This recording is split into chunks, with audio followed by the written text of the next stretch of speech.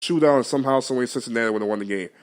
We won't be talking about Terrell Austin being fired as a defensive coordinator. We'll be talking about how the Saints just blew an opportunity to be up in the division, and we'll be talking about how the Saints just blew an opportunity to be to put themselves up in the conference. But we're not having that conversation this morning. We talking about how the Saints all of a sudden, somehow, some way, find themselves top of the division with a struggling Philadelphia Eagles team coming in this Sunday, possibly blowing them out the water quickly and getting ready for the struggling Atlanta Falcons. The Saints now find themselves at 4-0 since the bye. And what I mean by that is because I said it, but when they went into the bye week after they played the Washington Redskins, is that this is going to be the hardest part of the season because all these teams are in the hunt for a playoff mix. The hardest football schedule of the rest of the year. So now you got to get, this is going to be your last Sunday game for about 2 weeks where you get the luxury of playing two back-to-back Thursday night games. You get to play on Thanksgiving night where it's going to be lit. I don't see how Atlanta going to come in and win this game. I think that game going to get out of proportion quick too. It's going to be lit, and then you get to go in and play the Dallas Cowboys on Thursday Night Football on Fox. This team is rolling, man, and I like now how as you starting to see the confidence on both sides. The offense been there, but now the defense starting to get there. So you're starting to see the confidence on both sides.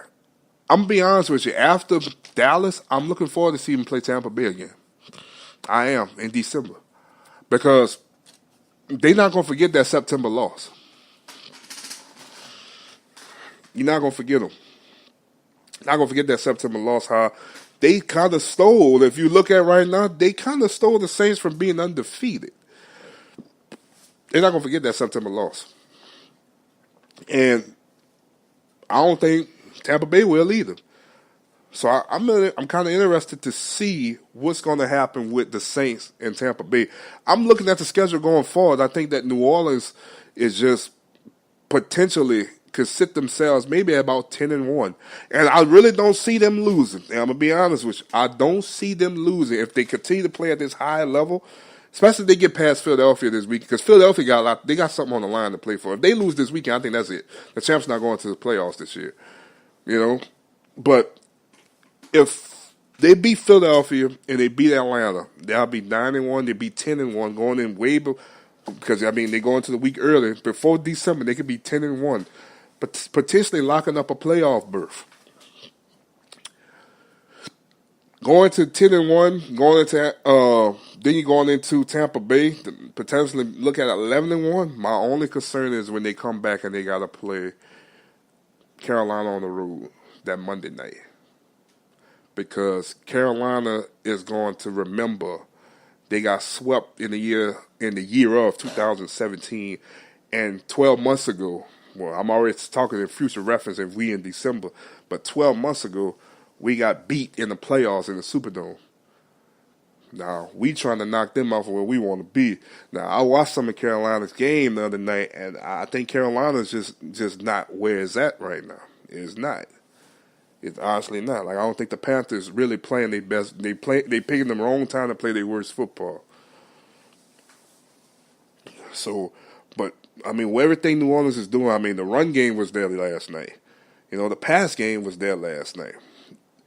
Defense put pressure on Andy Dalton.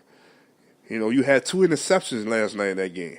2 interceptions. When the Saints start picking balls off, I'm pretty sure they're going to win the game. Marcus Williams had a big return. E.I. Apple had a return.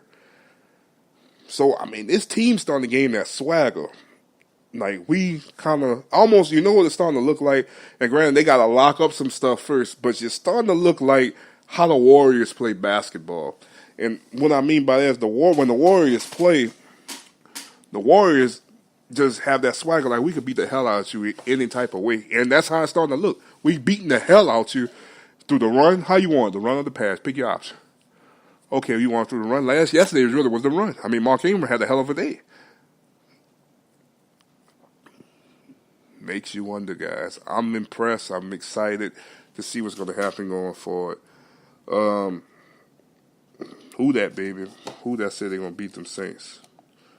Andy Dalton threw 2 interceptions. He went 12 for 20 yesterday, 153 yards and 1 touchdown.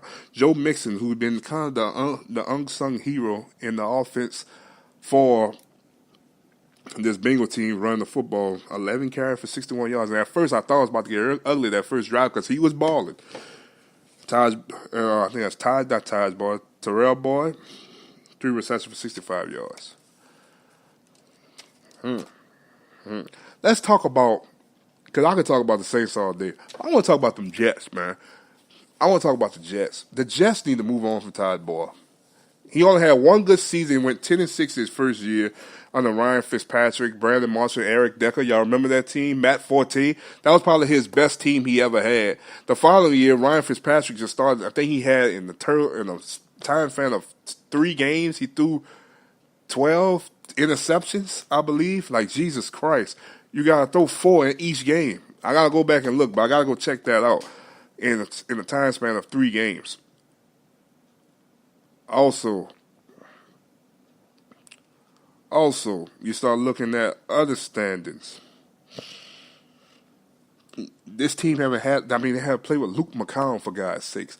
I think a lot of it's got to do with them not drafting well. And I think a lot of it got to do with them just not being smart. This team a long way from home, man. A long way from home. I don't know. I'm interested to see what's going to happen with the Jets. Talk about the Patriots on yesterday. The Pats, they just didn't show up.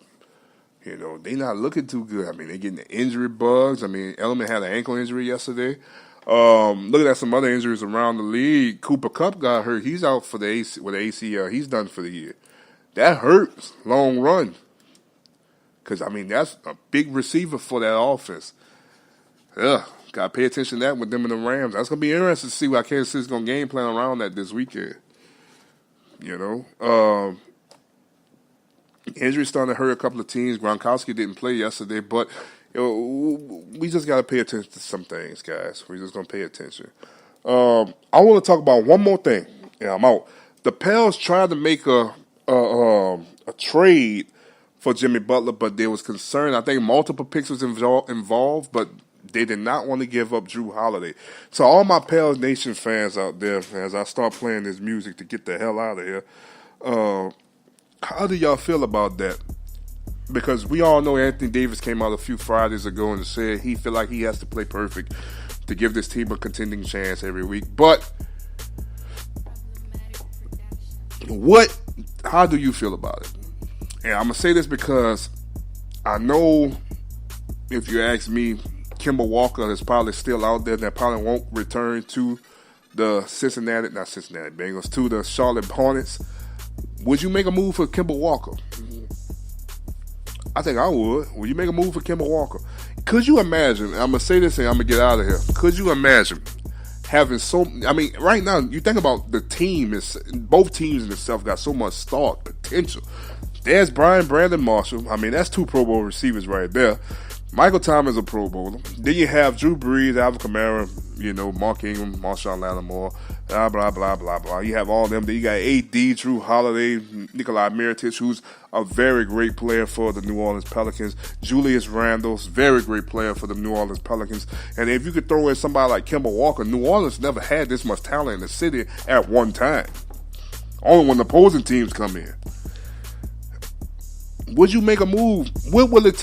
Let me put it like this: what's going to happen first? Will the Pelicans get another superstar or star player to play with Anthony Davis, or will the Saints win the Super Bowl?